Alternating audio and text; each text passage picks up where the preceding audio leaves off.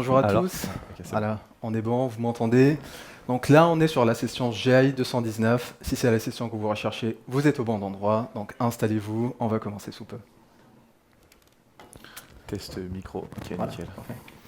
Bonjour à tous et bienvenue à l'une des premières sessions de cet AWS Summit Paris 2024.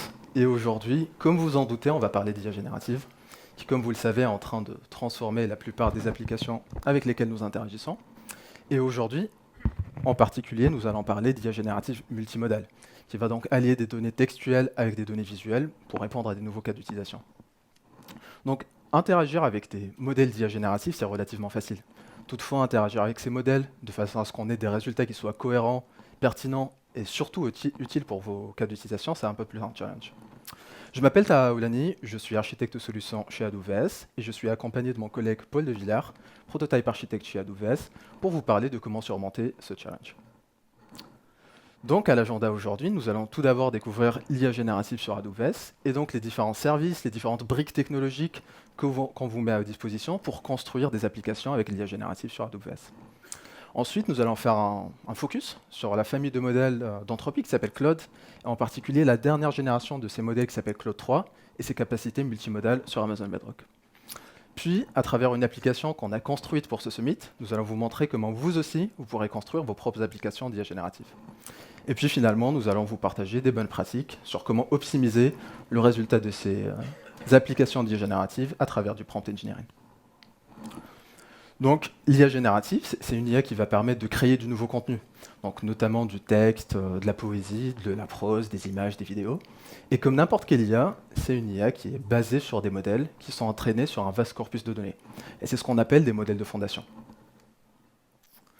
Donc aujourd'hui, pour construire et mettre à l'échelle des applications avec de l'IA générative, vous avez besoin de 4 points à prendre en considération. Donc tout d'abord, vous avez besoin d'avoir accès à un très grand nombre de modèles de fondation. Parce qu'on sait pertinemment aujourd'hui qu'il n'y a pas un seul modèle pour répondre aux différents cas d'utilisation. Donc il vous faut ce choix pour pouvoir innover, pour pouvoir tester, et donc trouver le modèle qui correspond le mieux à votre cas d'utilisation. Le deuxième point à prendre en considération, c'est que aujourd'hui les modèles, ils viennent déjà pré-entraînés sur des données. Donc ils vont peut-être répondre à 60-70% de vos cas d'utilisation, mais sur des cas d'utilisation qui sont vraiment spécifiques à votre industrie, à votre métier, peut-être à votre équipe ou à votre entreprise, c'est à ce moment-là que vous avez besoin de votre donnée. Et donc vous avez besoin de pouvoir personnaliser ces modèles avec vos propres données. Le troisième point, c'est pouvoir utiliser des applications qui permettraient d'augmenter votre productivité et qui sont basées sur de l'IA générative, sans que pour autant vous ayez à construire vous-même ces applications. Et puis le dernier point, si vous avez des cas d'utilisation où vous avez besoin de créer vos propres modèles de fondation, à ce moment-là, vous avez besoin d'avoir accès à une infrastructure qui soit la plus performante et la plus économe. Et donc, si on reprend ces 4 points-là et on les map sur AWS, donc ça nous donne quelque part une pile ou une pyramide, où nous avons sur la couche la plus basse, donc tout en bas, nous avons l'infrastructure nécessaire pour faire l'entraînement et l'inférence des modèles de fondation. Sur la couche du milieu, on a des services qui vous permettent d'avoir accès à un très grand nombre de modèles de fondation, et en particulier Amazon Bedrock, qui sera l'objectif aujourd'hui de notre talk, ou encore Amazon SageMaker, qui permet lui aussi de créer, d'entraîner et de déployer vos propres modèles d'IA générative. Et puis finalement, tout en haut de la pyramide ou de la pile, on a des applications qui permettent d'augmenter votre productivité et qui sont basées sur de l'IA générative. Et donc en l'occurrence, on a Amazon Q, qui est un assistant virtuel, ou encore Amazon, Code Whisperer, qui est un accompagnateur de coding. Donc, faisons maintenant un focus sur Amazon Bedrock. Donc, Amazon Bedrock, c'est un service managé. Qu'est-ce que ça veut dire un service managé? C'est-à-dire que vous n'avez pas besoin de provisionner l'infrastructure qui l'alimente. Donc, vous avez juste à utiliser le service, et c'est le moyen le plus simple pour construire et mettre à l'échelle des applications avec des modèles de fondation. Donc, on a eu une très très bonne annonce ce matin, je ne sais pas si vous l'aviez vu. Amazon Bedrock, il est disponible sur la région de Paris. Donc si vous voulez aller tester après le talk, n'hésitez pas. On a beaucoup de modèles qui sont disponibles et on en reviendra plus tard. Donc c'était la très bonne annonce de cette matinée. Et donc voilà, comme enchaînement logique, donc pour reprendre le premier point qu'on a évoqué tout à l'heure, vous avez besoin d'avoir accès à un très grand nombre de modèles de fondation. On sait, comme on l'a dit tout à l'heure, qu'il n'y a pas un seul modèle de fondation qui va permettre de répondre aux différents cas d'utilisation. Donc si vous avez par exemple un cas d'utilisation de génération d'imagerie, vous pouvez soit utiliser Stable Diffusion, vous pouvez utiliser Image Titan Generator, et ça dépendra vraiment de votre cas d'utilisation pour choisir le modèle qui convient le mieux. pour des use cases, par exemple d'embeddings, vous pouvez utiliser Cohere Embed ou encore Amazon Titan Embeddings.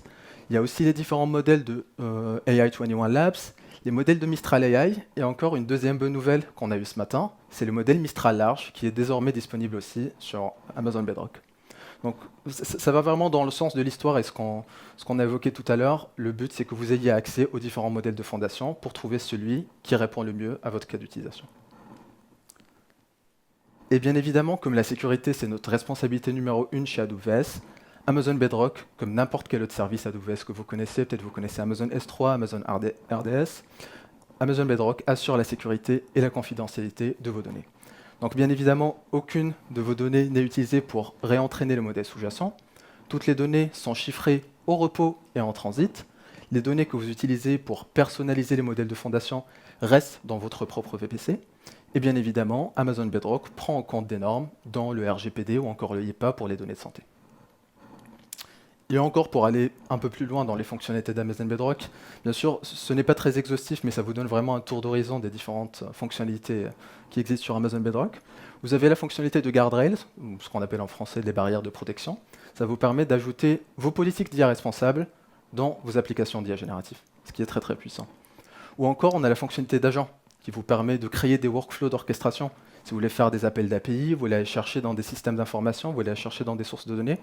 Donc avec Amazon Bedrock Agent, vous pouvez créer ces agents, justement, ça porte le nom éponyme, et créer ces workflows d'orchestration.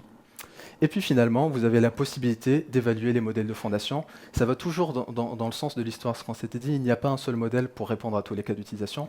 Donc il vous faut les moyens pour trouver justement celui qui correspondra le mieux à votre cas d'utilisation.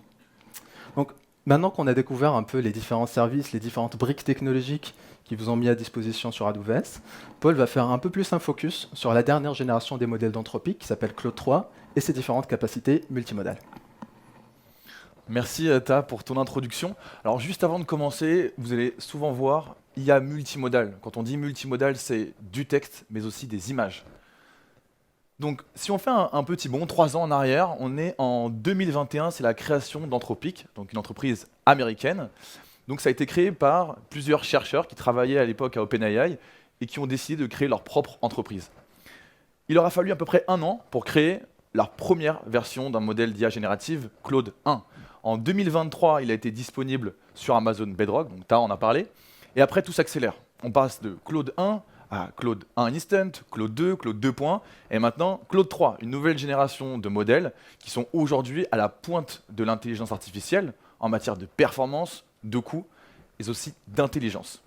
Donc ce qu'on peut voir concrètement avec cette slide, c'est qu'en seulement 1 an, ils ont pu sortir 3 modèles, enfin 3 générations de modèles. On est à peu près sur une dizaine de modèles.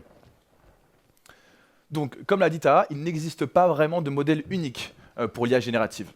Si on regarde un peu cette courbe, si vous êtes une entreprise qui souhaite faire un chatbot, vous avez besoin d'avoir un modèle qui va être optimisé en latence. Vous avez besoin de beaucoup de volume, donc d'une latence faible.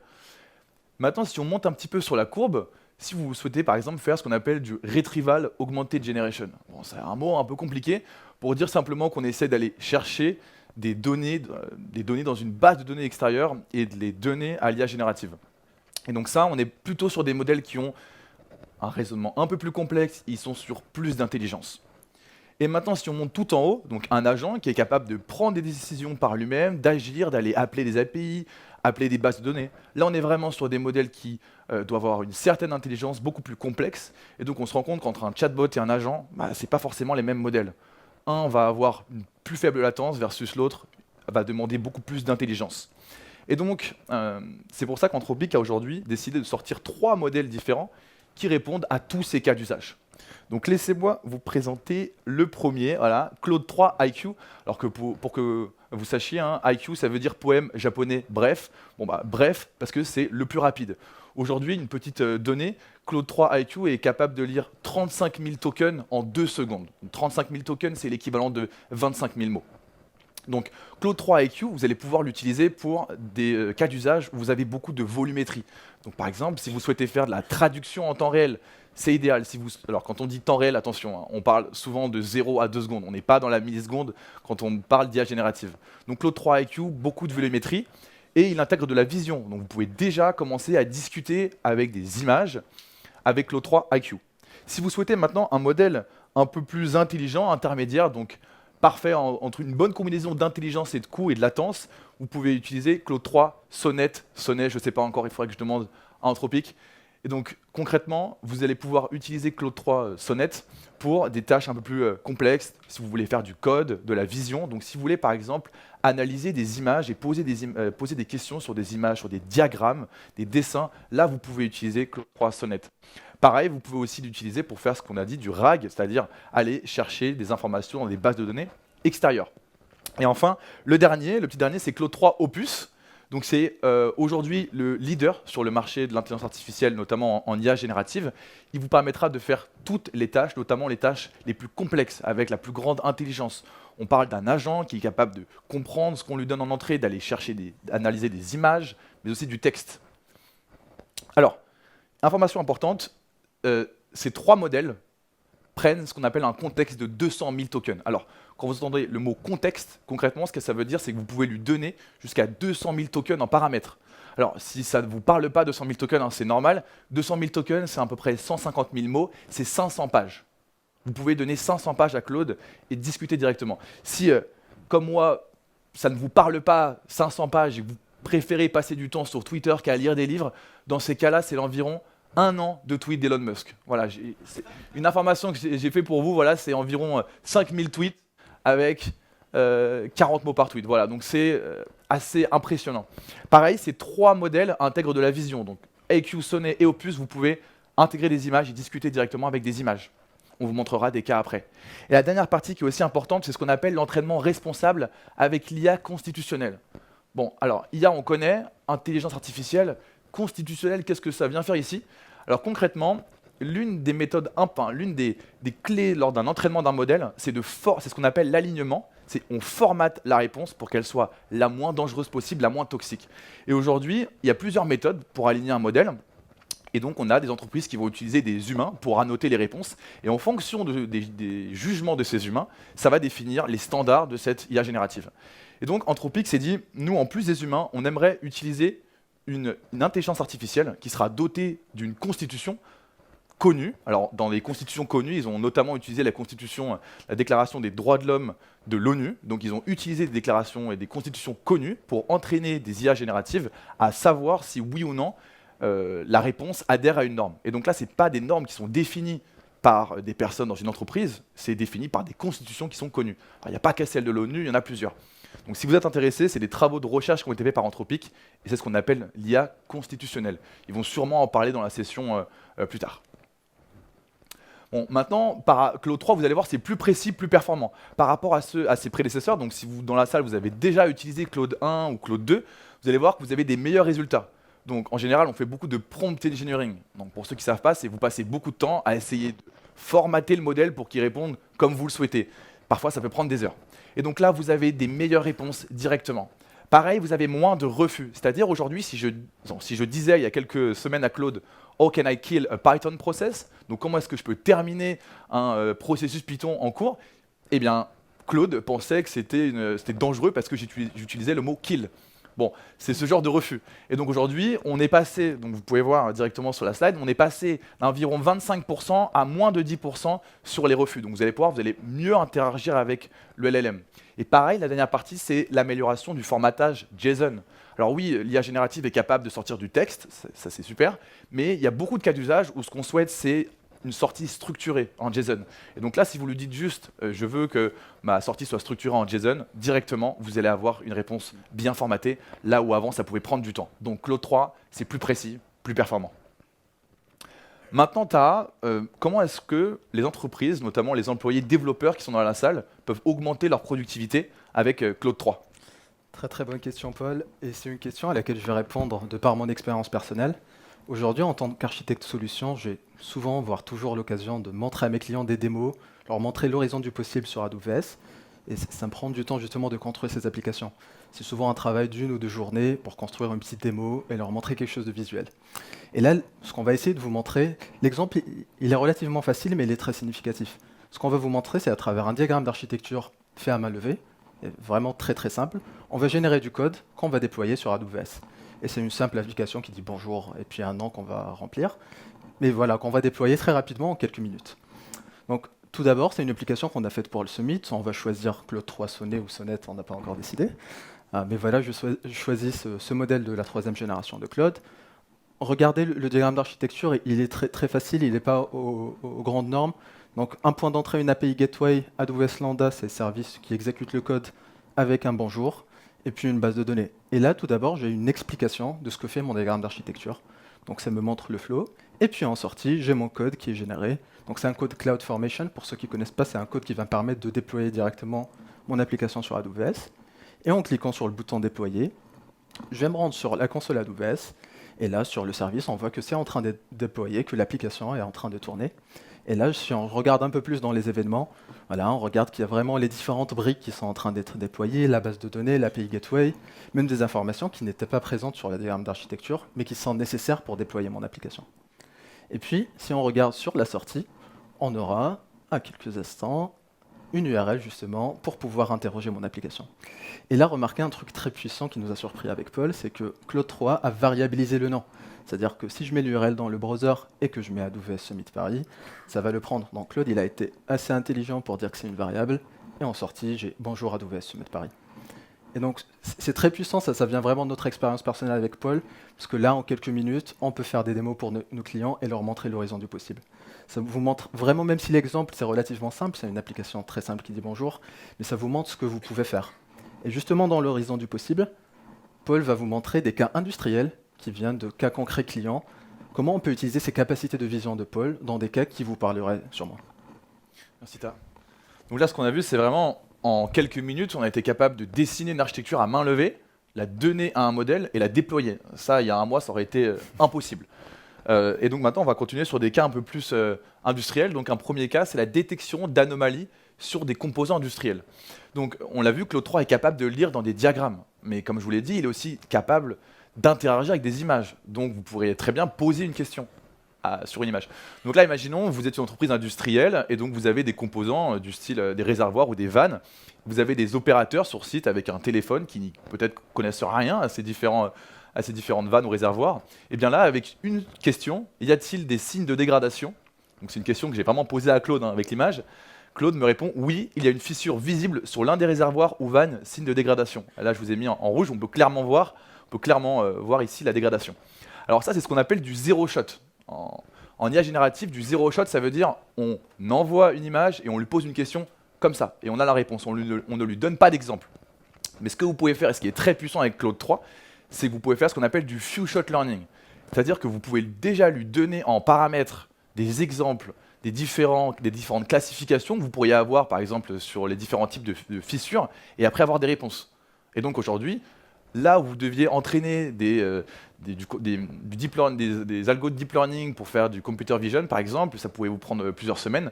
Là, sur des cas d'usage simples, vous pouvez déjà avoir des réponses. Un deuxième cas d'usage, c'est l'analyse de rapports financiers. Donc, on a déjà vu lire sur des diagrammes, on a vu après extraire des informations sur des images, mais là où Claude est très fort, c'est qu'il est aussi très bon à lire des informations sur des documents qui sont déstructurés. Alors quand je dis déstructurés, non, plutôt très structurés dans ce cas-là, ça va être des tableaux. Par exemple, si vous avez des PDF, des Word avec des tableaux, des documents que vous n'utilisez pas vraiment, là vous pouvez vraiment avoir de la valeur, créer de la valeur et d'aller analyser des rapports. Donc là, je vous ai mis sur ma gauche un rapport financier d'Amazon entre 2020 et 2022. Et la question est plus ou moins difficile, c'est quel est le revenu d'AWS en 2022? Alors, pour aller trouver la réponse, il faut aller regarder tout en bas, ici, à gauche, là, dans la 3e, 4e colonne. Et vous pouvez aussi trouver la même réponse ici. Moi, ça m'aurait pris quelques secondes. Et pareil, Claude, ça lui donne, il dit directement, le revenu net sales AWS pour l'année 2022 est de 80 096 millions de dollars. Donc, c'est vraiment au chiffre près. Et donc, vous pouvez utiliser directement soit vos PDF, donc les passer directement à Claude sous la forme de ce qu'on appelle Base64 et avoir directement des réponses dessus. Et donc ça lui a pris littéralement quelques secondes. Un dernier cas d'usage qui est aussi très intéressant, c'est la description de produits. Donc en plus de comprendre ce qu'il y a sur l'image, il est vraiment capable d'aller regarder avec une vraie granularité. Donc là, typiquement, un cas d'usage est assez simple. Vous êtes une marketplace, on a des utilisateurs qui vont mettre des produits sur votre marketplace, et parfois, typiquement, ils ne vont pas remplir le texte, ils ne vont pas remplir la couleur, tous ces éléments-là. Vous allez pouvoir générer des descriptions pour aider les utilisateurs quand ils uploadent des photos. Donc par exemple, ici, vous avez un sac violet. Moi, je pourrais dire que c'est un sac violet avec une icône ici, avec un petit logo. Et donc là, je lui dis décris-moi cet objet, et Claude va me dire c'est un sac à dos en tissu violet et gris, de randonnée robuste, avec de multiples compartiments et sangles réglables. Alors, quand j'ai posé la question, il y avait 10 lignes. Je les ai supprimées pour que ça fasse 3, pour que ce soit pas trop long à voir, mais concrètement, il est capable d'identifier la matière, les couleurs, quel type, et encore une fois, ça c'est du zéro shot, c'est-à-dire qu'il n'y a pas d'exemple. Donc imaginez, si vous lui donnez plusieurs exemples de vos différentes catégories, vous pourriez labelliser l'entièreté des images. Donc là où avant, on avait des data scientists qui devaient passer plusieurs heures à labelliser les images, là vous pouvez directement le faire soit en zero shot, soit en few shot, avec Claude 3. Bon, maintenant qu'on a parlé d'Amazon Bedrock, on a parlé de Claude 3, comment est-ce que vous pouvez simplement construire vos applications d'IA générative multimodale sur AWS? Alors vous voyez là une application qui s'appelle Foodlens, c'est un petit pin que j'ai aussi. Donc pour vous montrer une application simple, on a pensé à une application simple. Et donc Foodlens est une application qui vous permet de générer, entre autres, qui vous permet en fait de générer des recettes personnalisées en fonction des images, en fonction de ce qu'il y a dans votre frigidaire. Donc vous rentrez chez vous le soir, vous prenez votre frigidaire en photo et il va vous sortir des recettes en fonction de vos allergies et de vos préférences alimentaires. Alors ça peut paraître simple comme ça, mais concrètement, on va d'abord regarder une démonstration de à quoi ça ressemble, l'application, puis après on regardera rapidement l'architecture. Donc voici l'application Foodlens. Donc je suis chez moi, on va dire que je suis allergique aux œufs et que je n'aime pas les carottes. Oui, on va dire que j'aime pas les carottes. Après, on va directement, donc ça c'est les préférences alimentaires, on va aller dans les recettes, et là je vais prendre en photo mon frigidaire, et donc je vais prendre en photo exactement mon bac à légumes. Voilà. Bon, il y a des carottes, mais c'est un frigidaire de colocation. Donc le but c'est que j'ai pas tout ça en fait. Voilà. Et donc la première partie, ça va être de récupérer les ingrédients dans l'image. Donc on va utiliser Claude 3 Sonnet pour récupérer différents ingrédients. Donc on voit bien carottes, oignons rouges, poireaux, choux rouges, banane. Bon, la banane, elle est en plus ici, là, parmi les légumes. Et donc le but, ça va être de générer les recettes. Et donc on va générer 3 recettes, une moyenne, une facile et une difficile. Et donc on va utiliser Claude 3 IQ pour rapidement générer des recettes. On va générer le titre, la description, mais aussi la difficulté avec les ingrédients optionnels ou additionnels. Donc là, la première, c'est une salade de choux rouge et banane. Intéressant mais particulier. Oignon rouge, poireaux, ok. Temps de cuisson 0 minutes, ça me tente, mais chou rouge, banane, je sais pas là. Il est un peu tôt. La deuxième, ça m'a l'air plus intéressant déjà. Poireaux farcis aux légumes, donc difficulté moyenne. Donc tout ça, encore une fois, ça a été généré par Claude 3 IQ. Et donc les images ont été aussi générées avec Amazon Bedrock en utilisant Stable Diffusion. Et donc là, on utilise un curry de légumes et bananes, donc c'est la dernière, beaucoup plus compliquée, association particulière. Donc je vais plutôt rester sur celle moyenne. Donc la deuxième étape, c'est que bon, c'est super, hein, mais moi j'aimerais bien les actions. Donc quelle est la première étape, la deuxième étape, les différents ingrédients. Et donc là, je vais cliquer sur guide étape par étape et je vais reappeler Amazon Bedrock avec Claude 3 IQ. Et là, on va me streamer la réponse. Ça veut dire que je vais consommer la réponse au fil de l'eau. Et donc là, on voit la première étape, les ingrédients. La deuxième étape, les ingrédients. En fait, on a fait marmiton, en fait, concrètement. Une partie de marmiton. Donc ça vous permet en fait aujourd'hui de vous montrer à quoi pourrait ressembler une application d'IA générative multimodale qui traite à la fois des images mais aussi du texte. Donc regardons un petit peu plus en détail l'architecture. Alors, on va commencer à droite, donc avec la partie utilisateur. Donc les utilisateurs se connectent sur Amazon CloudFront. Donc Amazon CloudFront est notre service qui permet d'accélérer la diffusion de contenu web. Donc on se connecte sur un domaine, donc un lien HTTPS, et après directement, le contenu web, il est stocké sur Amazon S3, qui est notre service qui permet de faire du stockage orienté objet. Donc vous allez retrouver les images, le code, donc tout ça va être sur Amazon S3. Donc là, ce que je vous montre ici, donc CloudFront et S3, ça va être plutôt ce qu'on appelle la partie front-end. Maintenant, pour la partie back-end, nous avons utilisé AWS Lambda. Donc AWS Lambda est notre service qui permet d'exécuter du code à la demande, à l'invocation, sans serveur. On parle donc de serverless. Et donc chaque lambda a une URL, un lien, et donc en fonction de la requête, on va taper sur une ou deux lambdas. Donc la première étape, comme on l'a vu, c'est prendre mon frigidaire en photo. Je prends mon frigidaire en photo, Et donc j'appelle Amazon Bedrock, qui est une API simple et dans laquelle je passe juste l'image en base64. Pas besoin de la stocker quelque part, je la passe directement dans le call API. Et donc je vais détecter les ingrédients. Donc je passe l'image, et là en sortie, on va me dire poireau, chou rouge, banane, carotte. Et la deuxième partie, une fois qu'on a récupéré ces images, il faut maintenant générer ce que vous avez vu, donc c'est la description des recettes. Et donc là, on va pareil utiliser Claude 3 IQ. On utilise Claude 3 IQ car c'est très rapide et c'est plus intéressant pour un utilisateur de rapidement avoir les réponses. Et aujourd'hui, il est capable de vraiment générer 4, 5, 6 recettes en fonction de vos allergies et de vos préférences alimentaires. Donc une fois qu'on a généré la description, donc le titre, les ingrédients, etc., là, on va directement, la dernière partie, générer les images. On préfère toujours quand c'est visuel, quand vous arrivez au restaurant, c'est sympa quand il y a des images aussi.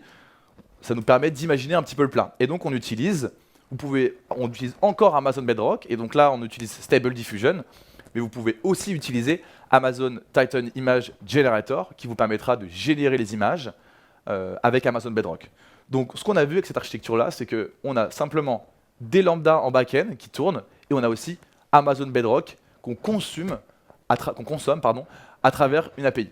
Voilà. Donc voilà à quoi ressemble une architecture serverless, donc sans serveur, qui permet de faire du streaming et qui permet aussi de créer des applications d'IA générative multimodales. Voilà. Merci Paul, tu m'as donné faim. Maintenant qu'on a vu comment construire des applications sur AWS, maintenant on va vous partager vraiment des bonnes pratiques très concrètes que vous pouvez mettre en place dès à présent pour optimiser le rendu. Parce que c'est ça vraiment le challenge aujourd'hui quand on interagit avec des modèles d'IA génératifs, c'est que le rendu et les résultats ils soient vraiment dans le royaume qu'on aimerait être. Et donc, imaginons un exercice de mathématiques très très facile. Je pense que c'est quelque chose que vous avez déjà tous fait auparavant. Donc, on a un modèle d'IA générative, on demande 10 plus 10 point d'interrogation. La réponse la plus naturelle, même en demandant à notre être humain, c'est 10 plus 10 égale 20. Mais le problème, c'est qu'à aucun moment, on a demandé au modèle d'IA génératif de résoudre l'équation. C'est-à-dire que, naturellement, il s'est dit, c'est la réponse à laquelle s'attend l'utilisateur.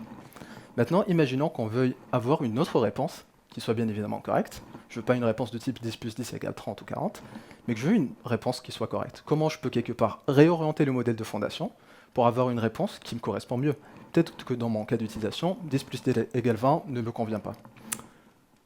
Et là, je pense que vous me voyez venir. Si je donne un exemple à mon modèle de d'IA génératif, 1 plus 1 est une addition, 1 moins 1 est une soustraction, multiplication et division.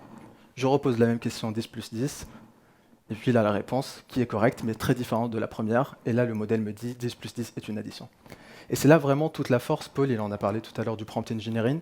C'est la manière vraiment comment on va interagir avec les modèles d'IA génératifs. Donc, il ne faut jamais vraiment oublier que les modèles d'IA génératifs sont entraînés sur de la donnée qui est générée par l'être humain. Et donc, quand on échange et quand on discute et interagit avec ces modèles d'IA génératifs, il faut discuter comme si on discutait avec un être humain. Et donc, il faut être clair, direct et précis dans notre demande. Donc, prenons notre cas, raconte-moi une histoire sur les chats. Voilà, ça peut être les chiens aussi. Mais raconte-moi une histoire sur les chats. Là, la réponse, elle peut vraiment varier. Ça peut être une poésie, un poème, ça peut être une prose, ça peut être un texte avec une morale. Mais si on rajoute beaucoup plus d'instructions, raconte-moi une histoire sur les chats qui contient environ 2000 mots, qui est destinée à des élèves de CM1, voilà, il faut que l'histoire soit divertissante. Là, je réduis vraiment l'horizon du possible et je reviens sur un domaine peut-être que je maîtrise plus et sur lequel je peux construire de la confiance avec mon client final. Et donc, ce qu'il faut retenir, c'est ça, c'est être direct, précis et très pertinent dans la demande. Ça permet au modèle d'IA génératif, lui aussi à son tour, d'être précis, clair, net et pertinent. Et donc là, si on passe vraiment à comment concevoir un bon prompt, je pense que vous vous en doutiez, mais c'est vraiment de la science empirique. C'est ce qu'on appelle en anglais du trial and error. Donc il faut tester, il faut affiner, il faut retester contre les cas de test, jusqu'à ce qu'on ait trouvé la bonne instruction qui répond à notre cas d'utilisation. Donc tout d'abord, il faudrait commencer. Donc ça, c'est vraiment un framework qui marche très bien et qui est recommandé par la plupart des entreprises qui développent eux-mêmes les modèles d'IA génératifs.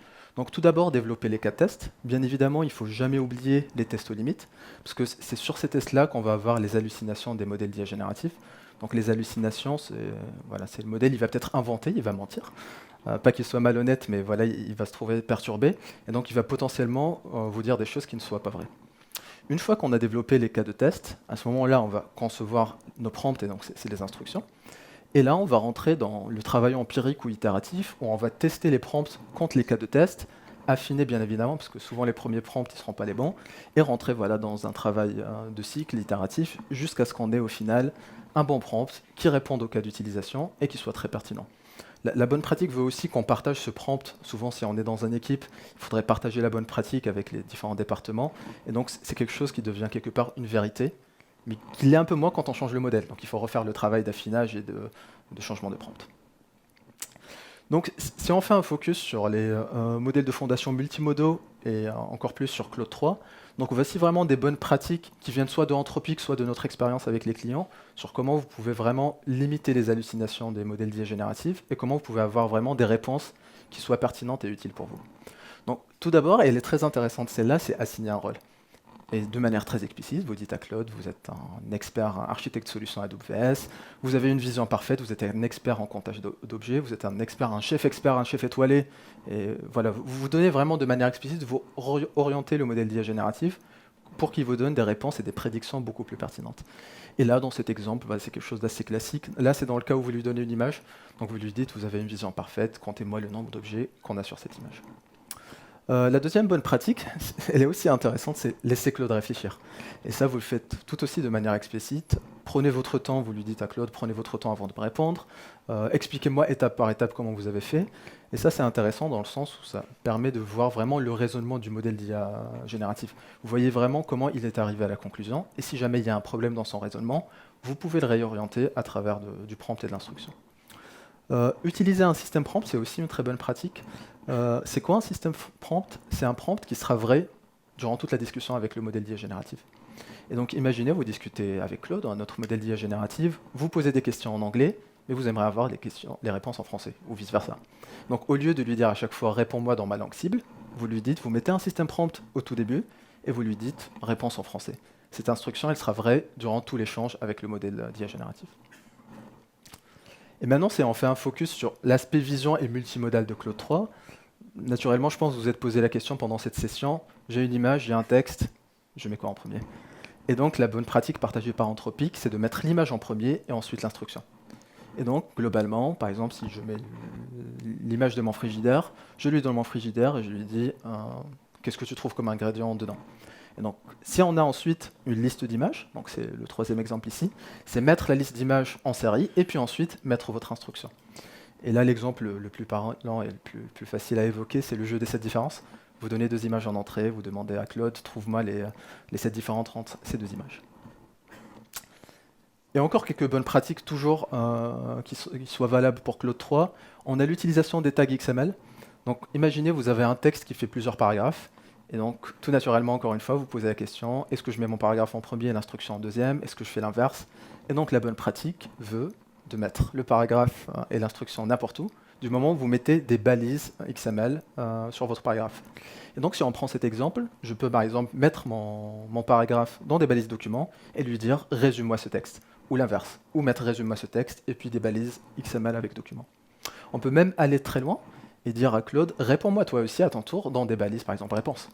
Et comme ça, c'est intéressant si on veut faire manger quelque part ou transmettre ce retour de Claude ou n'importe quel modèle d'IA génératif à un autre système qui comprend lui à son tour des balises. Donc c'est très intéressant. On peut même aussi dire « génère-moi ta réponse dans un fichier JSON » qu'on peut faire mettre en entrée d'un autre système qui va justement processer cette entrée. Et puis on a une très bonne pratique de pré-remplir la réponse. Je pense que celle-là, elle va vous parler à tous. Un exemple, par exemple, quelle est la capitale de la France?